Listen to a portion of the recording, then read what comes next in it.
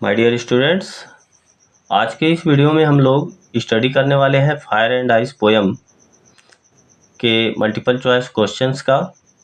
तो वीडियो शुरू करने से पहले जिन छात्रों ने अभी तक हमारे इस चैनल को सब्सक्राइब नहीं किया है, सब्सक्राइब कर लें, क्योंकि इस लेसन का मैंने हिंदी एक्सप्लेनेशन बहुत पहले ही अपलोड कर दिया है। प्लेलिस्ट में जा कर के आप लोग इसका अध्ययन कर सकते हैं।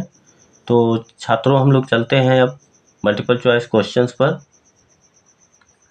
स्टूडेंट्स, हमारे जो क्वेश्चंस हैं यहाँ से शुरू हो रहे हैं। पहला क्वेश्चन देखिए, who is the poet of the poem fire and ice. Fire and ice कविता के पोएट कौन है? तो फायर एंड आइस जो आपका पोएम है उसके जो पोएट हैं रॉबर्ट फ्रॉस्ट हैं। ये आपको याद रखना होगा, इसके जो पोएट हैं रॉबर्ट फ्रॉस्ट हैं। नेक्स्ट क्वेश्चन है, what does the poet compare fire with. What does the poet compare fire with. कवि ने फायर की तुलना किससे की है? तो यदि आपने इस पोएम का अध्ययन किया है तो आपको निश्चित रूप से पता चल जाएगा कि फायर जो है, फायर की तुलना पोएट ने किससे की है।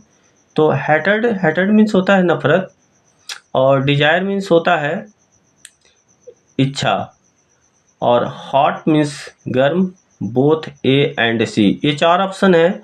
तो चारों ऑप्शन में आपका जो सही ऑप्शन है डिजायर, क्योंकि जो पोएट है, पोएट ने फायर का जो है कंपैरिजन डिजायर से किया हुआ। तो आपका ऑप्शन नंबर हो जाएगा बी सही है। नेक्स्ट क्वेश्चन नंबर थर्ड है, what is the meaning of Paris. Paris means होता है मरना, पेरिस मीन्स मरना होता है। तो पेरिस का अर्थ क्या होगा? तो ब्लूम मीन्स खिलना होता है, राइज मीन्स उगना होता है, डाई मीन्स मरना होता है, ग्लो मीन्स चमकना। तो यहाँ पर डाई का अर्थ होता है मरना, पेरिस मीन्स मरना, डाई मीन्स मरना। तो छात्रों, आपका जो ऑप्शन सी है वह सही होगा। Next question, where has he use personification. Where has he use personification, अर्थात पोएट ने पर्सोनिफिकेशन का यूज कहाँ पर किया है? तो पर्सोनिफिकेशन आपका जो है ये फिगर ऑफ स्पीच से है।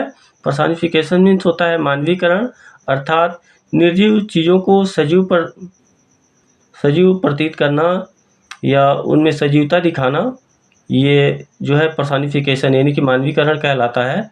तो फायर, ऑप्शन नंबर ए में देखिए फायर दिया हुआ है, ऑप्शन नंबर बी में आइस, ऑप्शन नंबर सी में अर्थ, और डी में बोथ ए एंड बी।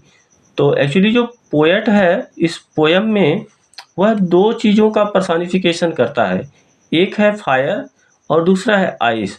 तो अर्थात आपका जो ऑप्शन सही होगा वो option number D, both A and C. तो हम जो है क्या करेंगे, ऑप्शन नंबर डी पर सही का निशान लगाएंगे। अब अगला देखते हैं question number 5, name the poetic device use in the line. ये जो पंक्ति है आगे दी गई है, to say that for destruction ice is also great. ये जो पंक्ति है इसमें कवि ने कौन सी पोएटिक डिवाइस का उपयोग किया है? तो मेटाफर, इमेजरी, एलिटरेशन, ऑक्सीमोरन। तो इस पोएम में जितना भी कवि ने किया है, जो कुछ भी लिखा है, ये कल्पना किया हुआ है, इमेजिन किया हुआ है। तो इसका जो ऑप्शन आपका होगा सही ऑप्शन, वो ऑप्शन नंबर बी होगा, इमेजरी। इमेजरी मीन्स क्या होता है? कल्पनात्मक, कल्पना करना। तो इस पोएम में कवि ने जितना भी कुछ लिखा है वो कल्पना ही किया हुआ है, इसलिए आपका ऑप्शन नंबर बी सही होगा, इमेजरी। अब आगे हम लोग चलते हैं छात्रों क्वेश्चन नंबर 6 की ओर। क्वेश्चन नंबर 6 आपका यहाँ पर है, what does ice symbolise. Ice किसका प्रतीक है? तो आइस यहाँ पे लव दिया हुआ है, hatred, violent desire, all of the above, मतलब तीनों option.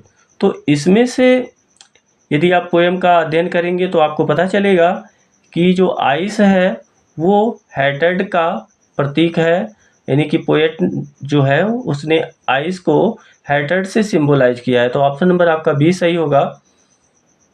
Question number 7, what does violent desire refer to. What does violent desire refer to. जो उग्र इच्छा होती है उसको किससे रिफ़र किया गया है? तो जो डिजायर है उसको रिफ़र किया गया है, ए में देखिए ऑप्शन दिया हुआ है लव, दूसरे में आइस, तीसरे में बोथ ए एंड बी, और डी में देखिए दिया हुआ है नॉन ऑफ द एबव, उनमें से कोई नहीं। तो डिजायर को पोएट ने फायर से रिफ़र किया हुआ है, अर्थात यहाँ पर तो आपको फायर कहीं दिखाई दे नहीं रहा है, अर्थात ऑप्शन नंबर आपका डी सही होगा, नॉन ऑफ द एबव, इनमें से कोई नहीं। नेक्स्ट है आपका question number 8। What is the rhyming scheme of the poem? What is the rhyming scheme of the poem? इस कविता का जो है राइमिंग स्कीम क्या है? देखिए दिया हुआ है A B B C B. इससे आपको कुछ समझ में नहीं आएगा कि क्या है राइमिंग स्कीम, तो इसके लिए स्टूडेंट्स आपको पोएम पे चलना पड़ेगा। तो आइए हम लोग चलते हैं पोएम पर और अच्छी तरह से समझ लेते हैं कि ये राइमिंग स्कीम किस तरह से हम करते हैं, और इसके लिए आपको समझना होगा, और समझ लेंगे तो किसी भी कविता का राइमिंग स्कीम आप अपनी इच्छा से, अपने मन से स्वयं तैयार कर सकते हैं।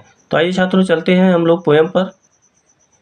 स्टूडेंट सबसे पहले हम लोग इसमें ये देखेंगे कि पोएम की जितनी लाइन है 1 2 3 4 5 6 7 8 9, इसमें 9 लाइन है।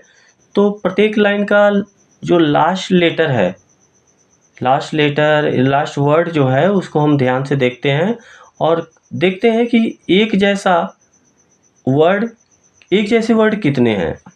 तो पहली लाइन का जो लास्ट वर्ड है देखिए फायर है, दूसरा मैच नहीं कर रहा है, तीसरा मैच कर रहा है, चौथा मैच कर रहा है एक जैसा, फायर डिजायर फायर, ये तीन एक दूसरे से मैच कर रहे हैं, और दूसरा जो है मैच नहीं कर रहा है।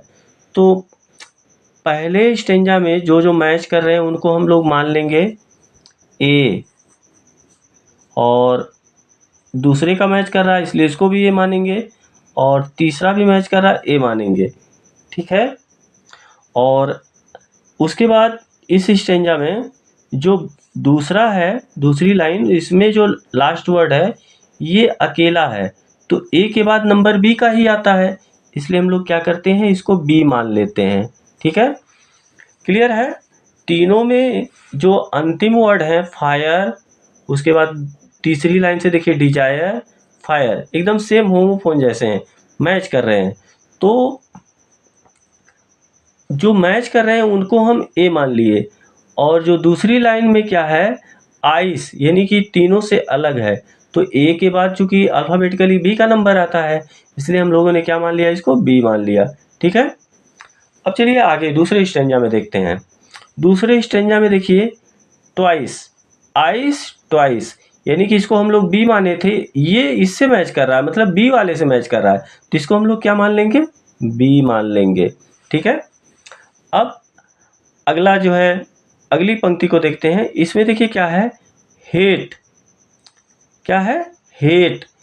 अब ऊपर जितने भी हम लोग लाइन देखे हैं, fire ice desire fire, fire desire fire और आइस, ये ए ए ए, और इसमें देखिए बी हो गया है। ये जो आया है आपका कौन सा, ये कौन सी लाइन है, देखिए छठवीं लाइन, ये सबसे अलग है, ए से भी अलग है, बी से भी अलग है। तो यदि ये बी से अलग है तो बारी आती है अल्फ़ाबेटिकली सी की, तो इसको हम लोग मान लेते हैं सी, ठीक है। और फिर उसके बाद सातवीं लाइन देखते हैं, आइस, आइस तो मैच कर रहा है, किससे मैच कर रहा है, आइस ट्वाइस आइस। तो जो ऊपर की दो लाइनें हैं इसको हम लोग क्या माने थे, बी माने थे ना, तो इसको भी हम लोग क्या मानते हैं, बी मानते हैं, ठीक है, क्या मानते हैं, बी। अब आते हैं आठवीं लाइन पे, देखिए is also great, great hate great, ये मैच कर रहा है, हेट ग्रेट एक जैसा, पढ़ने में कैसा, इसका जो प्रोनाउंसिएशन एक जैसा हो रहा है, तो इसको माना गया था, हम लोगों ने क्या माना था, सी। तो अगर ये सी से मैच कर रहा है तो इसको भी हम लोग क्या मानेंगे, सी मान लेंगे, ठीक है। अब अंतिम जो लाइन है देखिए सफाइस, ये फाइस, अंत में आइस आ रहा है, आइस आइस आइस, तो आइस वाले को हम लोग क्या माने थे, बी, तो इसका मतलब इसको भी बी मानेंगे। अब आपका जो राइमिंग स्कीम है वो तैयार हो गया। क्या आया? ए बी, क्या है देखिए, A B A A, B C B. फिर से इसको याद रखेंगे, देखिए A B A, B C B. ठीक है, तो समझ में आ गया होगा। फिर से अगर नहीं समझ में आया तो फिर से इसको एक बार समझा देते हैं। लास्ट जो वर्ड है हम देखते हैं फायर। पहली लाइन में देखिए फायर, दूसरी में डिजायर, तीसरी में फायर। ये तीनों एक दूसरे से मैच कर रहे हैं। चूंकि पहली लाइन है तो पहला अल्फाबेटिकली ए आता है, इसलिए हम लोग ए मान लिए इसको भी ये माने, इसको भी ये माने, जो एक दूसरे से मैच कर रहे थे। दूसरी लाइन जो है देखिए, ये तीनों से अलग है, तो अल्फाबेटिकली ए के बाद बी का नंबर आता है, इसलिए हम लोगों ने क्या किया, इसको बी मान लिया। ठीक है, अब आते हैं फिर नीचे देखिए ट्वाइस, यानी कि ये आइस से मैच कर रहा है। तो आइस से मैच जब ये कर रहा है तो इसको हम लोगों ने तो बी माना था, तो इसको भी बी मान लेंगे। अब आते हैं अगली लाइन पे, देखिए हेट, ये सबसे अलग है। चारों पंक्तियों जो 5 पंक्तियों का हम लोगों ने अध्ययन किया, ये पांचों पंक्तियों में अलग है। तो जब अलग है तो इसको अब अल्फाबेटिकली सी का नंबर आता है, तो अलग है भाई, तो इसको हम लोग सी मान लिए। ठीक है, सी मान लेते हैं। उसके बाद अगली पंक्ति को देखते हैं आइस। तो आइस वाला तो हम लोग एक्चुअली पहले मान चुके हैं, तो आइस है यहाँ पर आइस, तो आइस के लिए हम लोगों ने क्या माना था, बी, तो इसको भी बी मान लेते हैं। उसके बाद is also great, great hate great, ये इससे मैच कर रहा है, तो इसको सी मान लिए। और फिर स्पाइस आ गया, तो इसमें भी आइस आया, तो आइस वाले बहुत सारे आए हैं, आइस को क्या माना हमने, बी, इसलिए इसको बी मान लेते हैं। तो आपका जो राइमिंग स्कीम आ गया वो आपका आ गया ए बी ए बी ए। उसके बाद अगला है बी सी बी। ठीक है, तो अब चलते हैं हम लोग मल्टीपल चॉइस क्वेश्चन पर। तो छात्रों, अब ये जो राइमिंग स्कीम है, इसमें हम लोगों ने जो देखा है, जो तैयार किया, उसके हिसाब से आपका ऑप्शन नंबर ए सही आ रहा है। A B B C B, ये आपका राइमिंग स्कीम है। अगला जो क्वेश्चन है, fire and ice is a highly symbolic poem by Robert Frost because is, ये उच्च संकेतिक कविता है जो क्या संकेत देती है रॉबर्ट फ्रॉस्ट के द्वारा, संकेत ये देती है, ऑप्शन नंबर आपका भी सही होगा, क्योंकि it is a meditation about how the earth will and, यह उस तरफ ध्यान दिया गया कि किस प्रकार से पृथ्वी का अंत होगा। तो बिल्कुल सही है कि पृथ्वी का अंत किस प्रकार से होगा, आइस से होगा और फायर से होगा, इसी बात पर चर्चा हुई है इस पोएम में, तो आपका ऑप्शन नंबर भी सही होता है। और उसके बाद अगला जो क्वेश्चन है, question number 10, who do Robert Frost sides with, Robert Frost किसकी ओर है, किसकी तरफदारी करते हैं, तो ऑप्शन नंबर ए में देखिए, those who believes this world will end in fire, वे जो विश्वास करते हैं कि पृथ्वी का अंत जो है फायर से होगा, फायर अर्थात डिजायर से। Those who believe this world will end in ice, जो विश्वास करते हैं कि पृथ्वी का अंत आइस से यानी कि हैटर्ड से होगा। Those who believe this world will end in both, जो ये ऐसा विश्वास करते हैं कि पृथ्वी का अंत जो है फायर एंड आइस अर्थात डिजायर और हैटर्ड दोनों से होगा, उनके साथ में है या उनके पक्ष में है, नॉन ऑफ द अबव, अर्थात जो तीनों ऑप्शन दिए गए उनमें से किसी के साथ नहीं है। तो आइए देखते हैं हम लोग जो है इसका जो सही ऑप्शन क्या होगा इसको। तो आप जब इस पोएम का अध्ययन करेंगे तो उसमें स्पष्ट रूप से लिखा गया है कि पोएट कहता है कि मैं उनके साथ हूँ जो लोग फायर का पक्ष लेते हैं, जो फायर का पक्ष लेते हैं, जो लोग ये मानते हैं कि पृथ्वी का अंत फायर से होगा अर्थात डिजायर से होगा। तो इसलिए जो है आपका ऑप्शन नंबर क्वेश्चन 10 का ऑप्शन नंबर ए सही होगा। तो छात्रों, आपका जो मल्टीपल चॉइस क्वेश्चन है वो आपका यहीं पे समाप्त होता है। कुल 10 क्वेश्चन थे, तीनों 10 क्वेश्चन का हल कर दिया गया है और उम्मीद करता हूँ कि आपको सारे क्वेश्चन बहुत अच्छे ढंग से समझ में आ गया होगा। और अगर आपको ये वीडियो अच्छा लगा हो तो ज़रूर सब्सक्राइब कीजिए हमारे इस चैनल को और लाइक कीजिए, और जो भी कमेंट आपके दिमाग में बनता है वो कमेंट ज़रूर कीजिए और अपने दोस्तों के साथ भी शेयर कीजिए। छात्रों, बहुत अच्छे, धन्यवाद।